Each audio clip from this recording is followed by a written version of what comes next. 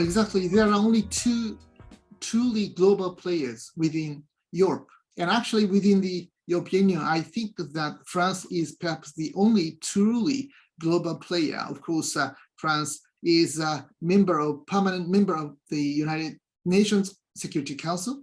And also France has many strong historical connection with the region. So that's why I think that within the EU, France has a special responsibility in playing an influential and important role in the region. So for me, it's natural that the French government published its own Indo-Pacific strategy. Actually, it was the first European country which published it. So to me, I think it's natural for France.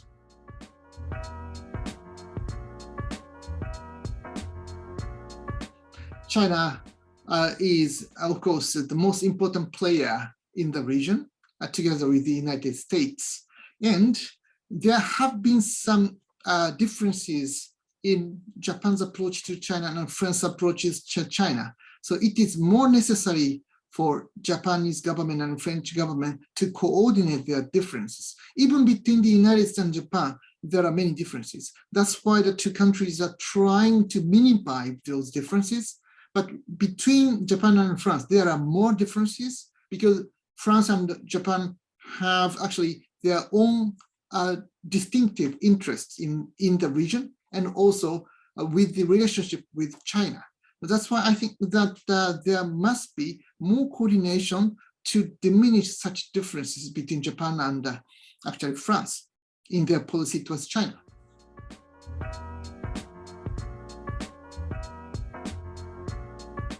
Number one, France should not retreat from the region because Indo-Pacific region will become and still is the most important region in the world in the global politics.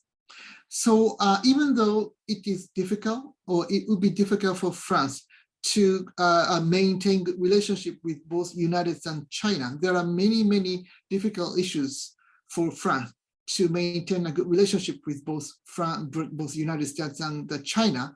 But still, I think that France has a special responsibility and a special mission to try to mitigate some of the confrontation between United States and China. This is the first thing. And number two, I think that it is really important for France to strengthen the EU-Japan relations because EU-Japan share so many things together, particularly in the field of climate change, data governance, and global trade and rule-based international law particularly, and the multilateralism.